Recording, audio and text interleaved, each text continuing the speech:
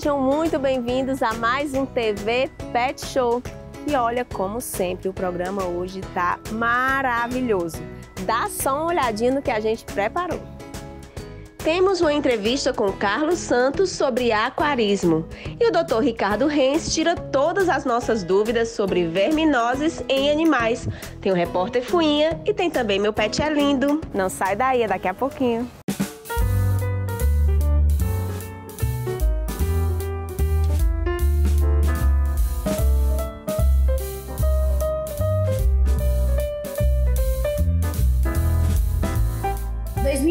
Começou de forma muito especial para a gente.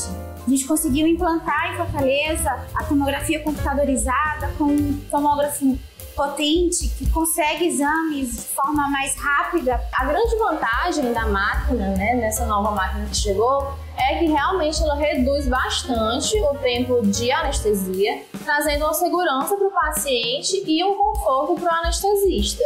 Esse aparelho ele foi desenvolvido principalmente para detectar doenças raras, como tumores minúsculos, porque ele tem uma resolução de imagem muito grande. A tomografia computadorizada é uma realidade e ele está disponível para os nossos clientes.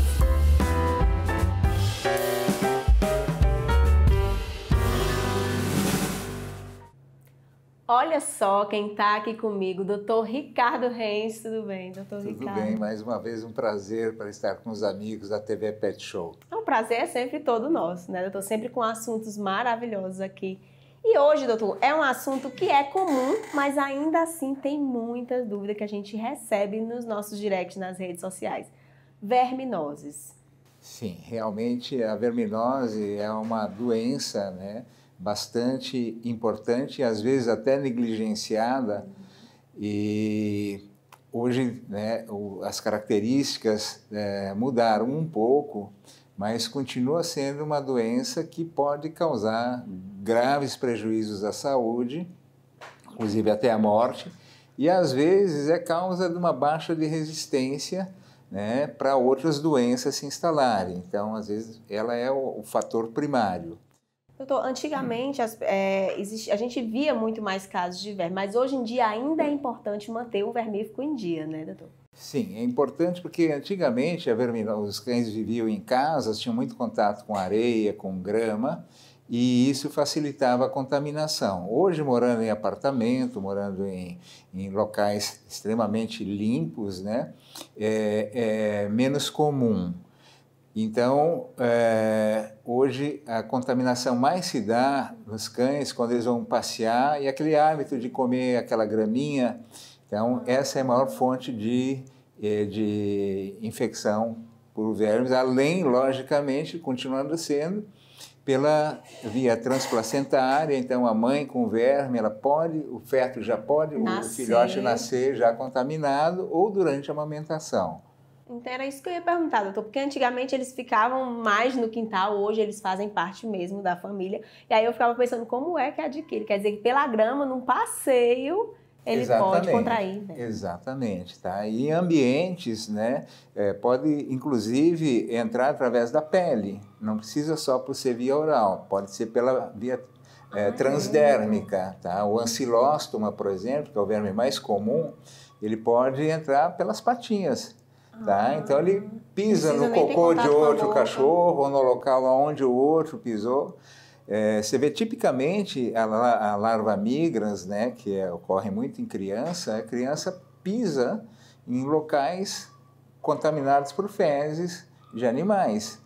Então, doutor, é por isso que é importante, antes dos 3 meses, que não está vermifugado nem vacinado, não deixar o filhote ter contato com outros animais ou até mesmo com a terra que você... Ou então, hoje os vermífugos eles são muito seguros, tá? Praticamente sem nenhuma toxicidade, então a gente usa como rotina, não se usa mais fazer exame de fezes. Então tá? Vermifuga o filhote, depois fica fazendo dosagens, dependendo do animal, 2 vezes por ano ou 3 vezes por ano, porque... não tem nenhuma contraindicação. Tá? Então a gente pode já dar desde filhotinho, sem medo, Desde filhotinho. Às vezes até com 21 dias a gente tem casos que a gente já tem que vermifugar. Doutor, quais são os principais tipos de verminose que a gente encontra? A gente classifica os vermes entre vermes redondos e vermes chatos, tá? Os vermes redondos são da família do Ascaris, mais conhecido como lombriga, do Ancylostoma, que é aquele do bicho geográfico, né? Da larva migrans, certo? O Trichuris, né? Que são os mais comuns aqui na nossa região.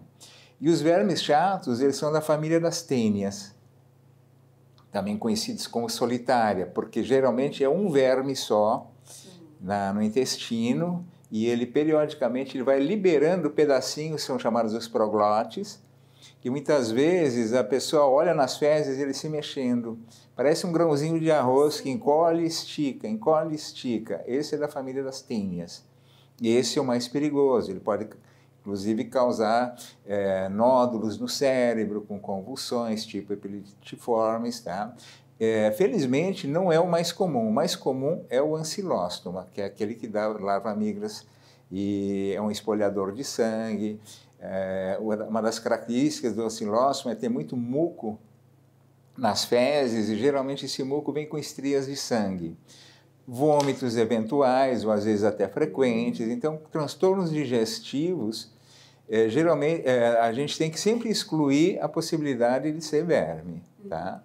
Então nunca negligenciar. Já apareceu com esses sintomas, então, eu já posso me atentar. Uma das suspeitas é verminose, tá? Então, logicamente que o veterinário vai associar com outros sintomas, né?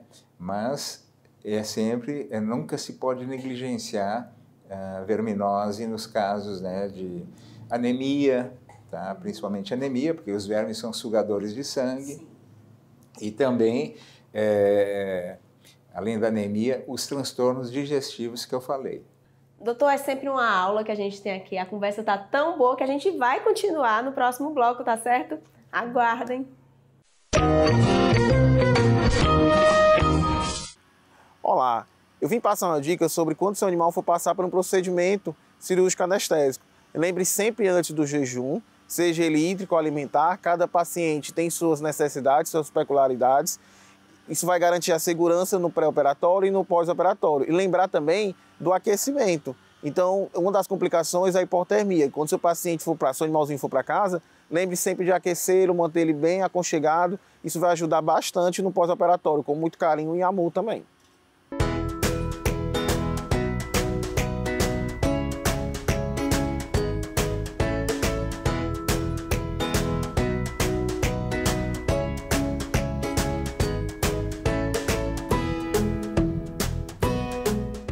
E continuando o nosso papo aqui com o Dr. Ricardo Renz, é um assunto que surgem muitas dúvidas, né, doutor? Acho que quando vem aqui... Exatamente, é um dos assuntos que na primeira consulta, né, orientação do filhote, as pessoas mais se preocupam. Doutor, essa questão do espaço, tem um espaço de tempo que eu tenho que dar? Ou tem alguma ocasião especial que mesmo que eu tenha dado há pouco tempo, eu tenho que renovar? Tá, vai depender muito de cada animal. No adulto, normalmente que mora em apartamento, né, não tem muito contato, a gente faz um esquema de 2 vezes por ano. Como criança, faz nas férias, julho e janeiro, tá? Isso de modo geral. Animais de canis, ou então que moram em casa, sítios, então a exposição é maior, a gente recomenda fazer de 4 em 4 meses. Além disso, o filhote, quando chega na clínica, antes de tomar as primeiras doses de vacina, nós recomendamos vermifugar. Porque se o animal tiver com uma parasitose, ele não vai responder bem às vacinas. Então tem que ser antes. Tem que ser antes. Assim como a fêmea, antes de cruzar, antes de engravidar, ela deve tomar o vermífugo. Porque, como eu falei anteriormente, uma das maneiras de transmissão é por via transplacentária, da cadela grávida passando para o filhote ou depois durante a amamentação. Então esse cuidado também é bom antes, antes da cadela cruzar, fazer esse esquema, tá? E nos filhotes a gente faz logo depois do desmame, de modo geral, antes da vacina, repete, né, 15 dias, depois repete um novo esquema 2 meses. Sim. E depois cada 6 meses, tá? 2 vezes por ano. Num animal que vive num ambiente que a gente diz assim, de baixo ou de médio risco, mora num apartamento, né? Ele sai para dar um passeio, na rua ele encontra uma graminha, você descuida, ele está comendo a graminha, então esse animal ele tem um risco médio, né? Um animal de alto risco, então 2 vezes por ano é suficiente. Mesmo porque com o tempo o próprio organismo vai criando resistência. Uma dúvida que me surgiu agora, nesse exato momento. Eu tenho em casa um gato, um cachorro, vou passando na rua, resgatei um filhote, um animal e levo para casa. Esse filhote está com verme, eu vou ter que fazer o esquema para os dois? Em primeiro lugar, quando você resgata um animal na rua, a primeira coisa é uma quarentena, não colocar em contato imediato com os outros, principalmente gatos, porque há algumas viroses, né? Sim. Então, a primeira coisa que você faz, quando pega um animal na rua, tá? O ideal é consultar o veterinário, que ele vai fazer um exame clínico, e dependendo do exame clínico, talvez ele peça alguns outros exames, tá? E antes de ter contato com os teus animais, ver se não tem parasitas, carrapato, pulga, né? E dar o vermífugo, independente de fazer exame de fezes ou não. E então esses são os cuidados. Dá o vermífugo só para ele, para o meu? Para ele, não há necessidade, tá? Porque antes de incorporar a nova família, esse animal resgatado, ele precisa ser examinado, né? E vermifugado, vacinado, tá? Para que ele não represente um risco para os outros animais, tá? Doutor, e ainda falando de parasita, a pulga ela também pode ser transmissor de verme para o animal? Sim, a pulga é um dos principais transmissores da tênia, o verme, digamos que mais dano pode causar ao animal, não só ao intestino, como também formar tumores no cérebro, né, e ter sintomas de convulsões, então sintomas graves. Então, como o cachorro ou o gato adquirem esse verme? Ao ingerir uma pulga contaminada, porque a pulga ela se alimenta dos ovos do verme. E quando o cachorro come a pulga, ele está reingerindo novamente. Quando ele ingere, né? Exatamente. Então, daí a gravidade desse verme, né, que é da família das tênias, e a pulga é o principal transmissor. Tá? E, inclusive, para nós humanos também, eventualmente, pode uma ingestão acidental também adquirirmos esse verme, né, que é mais frequente em cães e gatos. Inclusive, nada de matar pulga na unha, Nada né? de espremer pulga na unha, porque esquece de lavar a mão, depois põe a mão na boca, e aí é um risco muito grande. Em humanos, inclusive, ter cisticercose no cérebro, né? E muitas vezes confunde até com tumor cerebral. Olha aí, mais uma aula que nós tivemos aqui. Doutor, muito obrigada mais uma vez. Prazer muito grande estar com vocês. E olha, para quem quiser acompanhar o trabalho do doutor de perto, é São Francisco Clínica Veterinária. A gente aqui já acompanha, por isso que eu já tomei a frente e falei. Okay. Obrigada, doutor.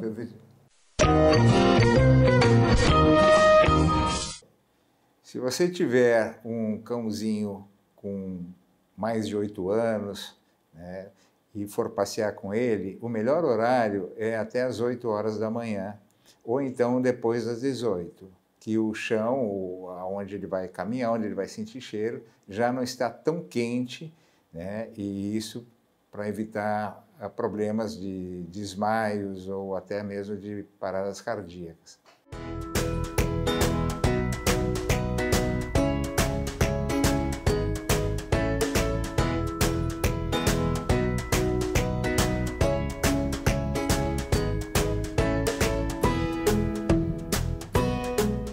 Gente, eu estou aqui com o Carlos Santos, que é proprietário da Tribo Aquarismo. Carlos, muito bem-vindo e obrigado por aceitar nosso convite. Olha, é um assunto que a gente já teve inúmeros pedidos. E que bom que a gente encontrou, porque as pessoas pedem demais para falar, porque eu acho que é um assunto que encanta, né? Sim, Peixe, sim. aquário, encanta. Então, para quem é leigo como eu, o que é que eu tenho que fazer assim? Primeiro, eu quero ter um aquário, o que é que eu tenho que fazer primeiro? O que é que eu tenho que procurar? O primeiro passo, eu diria que é você saber qual é o espaço que você vai dedicar para o aquário dentro da tua casa. Se é algum espaço grande que você tem vazio e que você quer realmente compor, né, a decoração da tua casa com o aquário, ou se de repente é uma bancada que você quer colocar um aquário pequeno em cima. Então isso vai definir qual é o tamanho do aquário, né? O que muita gente às vezes não acredita é que quanto maior o aquário, menos trabalho dá. As pessoas têm a noção que é o contrário, né? Que quanto maior o aquário, mais trabalho ele vai dar. E não é, porque ele vai ser mais estável. Quanto maior for o volume de água, mais estável vai ser o aquário. Mas o primeiro passo seria esse, você definir qual é o espaço que você vai dedicar para o teu aquário dentro de casa. Aí, a partir daí, a gente já consegue pensar qual vai ser o tipo de aquário e o que vai ser necessário. O que eu percebi é que não pode de jeito nenhum você, eu quero criar um peixe, eu vou comprar ali e eu mesma vou, da minha cabeça, colocar água e colocar alimento. Tem todo um processo, né? Isso assim, a não ser que você estude muito realmente sobre o aquarismo, o indicado realmente é que você procure uma loja especializada para justamente te ajudar nisso. Porque você imagina, existem peixes de água salgada, peixes de água doce, compatibilidade entre espécies. Né? Você imagina que tem peixe, por exemplo, que devora o outro. Então você tem que saber o que você vai colocar dentro do seu aquário, para não acontecer uma tragédia como essa. Entendeu? Então, assim, realmente, o melhor é você procurar uma loja especializada para te ajudar nisso. Até para entender realmente o que você quer, qual é o orçamento que você dispõe, o que você almeja, se é para o teu filho, se é para você, né? Se é para combinar com a decoração da tua casa, se é o que você quer só realmente para ter um momento de relaxar. Então, realmente, o ideal é você procurar uma loja especializada. Você falou qual o orçamento que eu disponho, então vamos para essa parte delicada. Vamos. As pessoas falam muito que sai mais caro você ter peixe de água marinha do que de água doce. Existe mesmo essa diferença ou é mito? Existe uma pequena diferença. Na verdade, o que vai tornar caro ou não é o quanto você quer investir em tecnologia dentro do teu aquário, né? Porque hoje já existe tecnologia envolvida no aquarismo em que você praticamente só vai admirar os teus peixes, né? O que você vai fazer além disso é o quê? É fazer coisas que nenhum aparelho pode fazer, nenhuma tecnologia pode fazer, que é observar o animal para saber se realmente ele está mais magro ou não, se aí você vai necessitar colocar mais comida ou não. A questão do marinho, o que torna o aquário de marinho mais caro é quando você já vai para, digamos que um nível mais elevado, como corais, que aí você vai precisar de equipamentos específicos para isso, iluminação específica para aquilo. Você vai precisar controlar a refrigeração dentro do teu aquário, a temperatura, né, da água do teu aquário, então vai precisar refrigerar no marinho. Doce. No doce não, né? No doce então, mas assim, o doce também existem os níveis. Você pode ter desde um aquário de beta, que o seu custo vai ser mínimo, até um aquário plantado, né, que é um aquário com plantas naturais, que também requer um investimento de tecnologia tão quanto um marinho. Agora, quanto à manutenção, eu tenho que dispor de tempo. Hoje, como você fala, como tem muita tecnologia, eu consigo ter essa tecnologia e ter menos tempo assim disponível para cuidar do aquário. Eu diria que assim, o tempo que você vai dedicar para o teu aquário vai depender do que você realmente também quer fazer nele ou não, né? Se você é do tipo que você gosta de colocar a mão na massa mesmo, não, eu quero limpar o vidro, eu quero sifonar, que é o que a gente chama, que é você trocar a água, tirar o resto de sujeirinha que fica no cascalho, então vai depender muito disso. Mas hoje, como eu falei, já existe tecnologia que permite aí você ter um espaço de tempo entre uma troca de água ou não muito longa. Né? Então, assim, o tempo que você vai dedicar para o seu aquário vai depender muito dos animais que você tem, do que você quer realmente no aquário. Se você, de repente, muita gente procura como terapia também. O aquarismo ele é muito usado como terapia. Acredito. Então, enquanto você está lá com a mão na água, você está esparecendo, você está deixando tudo de ruim sair. Então, algumas pessoas procuram para isso. Outros não. Outros querem realmente o aquário só como algo para decoração. E aí contratam a gente e a gente vai lá e faz a manutenção. Essa consultoria toda de tudo, desde o solo até o tipo de aquário, vocês fazem? Sim, sim. Geralmente, algumas pessoas chegam aqui. A gente tem dois públicos, né? Tem aquela pessoa que geralmente o filho quer um animalzinho, sim, e aí por questão de espaço eles preferem dar um aquário.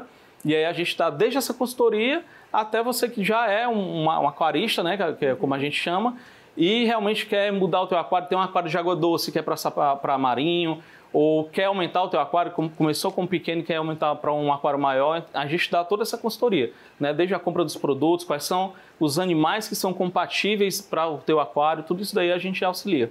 Agora eu vou uma pergunta leiga, mas eu tenho certeza que você já recebeu essa pergunta. A gente precisa hoje trocar a água inteira do aquário ou não tem mais essa necessidade? Pronto, isso aí é uma pergunta que a gente geralmente recebe sim. Antigamente, quando não existia tanta informação como a gente tem hoje, existia realmente essa questão de se trocar a água toda, né? Eu já ouvi relatos de gente que tirava a água toda, tirava todas as rochas do aquário, limpava com quiboa, com sabão, né? E hoje a gente sabe que isso não é necessário. Na verdade, faz mal para o aquário isso, né? Hoje você vai trocar, dependendo da necessidade do teu aquário, em torno de 20% a 50% da água, mas isso dependendo da necessidade. Mas de forma alguma você troca toda a água do aquário. Entendi. Olha, o papo foi tão bom que o nosso tempo já acabou, mas antes de encerrar, eu gostaria que você dissesse as redes sociais para quem quiser acompanhar aqui a loja. Pronto, quem quiser nos seguir é só procurar lá no Instagram, @triboaquarismo, né? E aí a gente está sempre postando todos os animais que chegam, as promoções, produtos. E também se você quiser entrar para tirar alguma dúvida, Carlos, eu tenho um aquário, quero remontar, quero tirar da água doce e passar para marinho, ou estou com dúvida aqui nos meus animais, tem um animal que não está comendo, pode entrar em contato com a gente que a gente vai ter o maior prazer aí em sanar qualquer dúvida. E já vou dizer que se surgir dúvida dos nossos seguidores, a gente volta aqui, tá? Tranquilo, já podem vir. assina o compromisso. As portas estão abertas. Obrigada.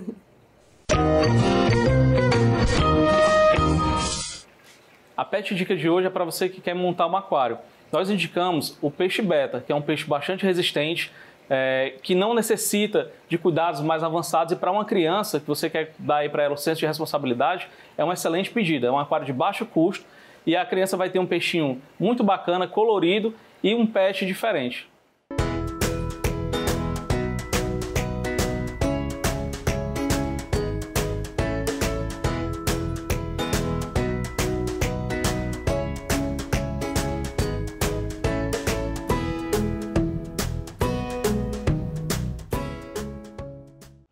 E agora com vocês, o repórter mais querido do Brasil, Repórter Fuinha. Nha, nha, nha, nha, nha. Olá, pessoal! Repórter Fuinha informa. Fucei e aprendi sobre uma das raças caninas mais antigas do mundo, o Chow Chow, de origem chinesa e conhecido como o cão de língua azul. Nha, nha. É um talentoso cão de treinó e caçador. Pode ser preto, azul, creme e vermelho, pesar até 32 quilos e viver por 15 anos. Defensor da casa, tranquilo, independente e teimoso. Presta atenção. Importante escová-lo todos os dias. E sob muito calor, pode sofrer hipertermia. Repórter Fuinha informou. Consulte sempre um veterinário. E lembre, animais pintam um mundo melhor. E o nosso programa tá chegando ao fim, mas eu tenho uma perguntinha para fazer. Foi ou não foi maravilhoso esse programa? Mas não sai daí porque eu ainda vou deixar aquele recadinho básico. Você quer rever uma matéria ou tem uma sugestão? Entre em contato com a gente através das nossas redes sociais. Tem em casa um pet que é lindo, faz uma foto ou vídeo com ele e envia aqui no nosso WhatsApp. Perdeu o TV Pet Show aqui na TV? Sem problemas. Vai no nosso canal no YouTube, @TV Pet Show, tem tudo lá para você. Aproveita e se inscreve que é para dar aquele apoio aqui para o nosso programa. Ou então você posiciona a câmera do seu celular direto no QR Code e vai direto para lá. Eu vou ficando por aqui. Um beijo, até semana que vem.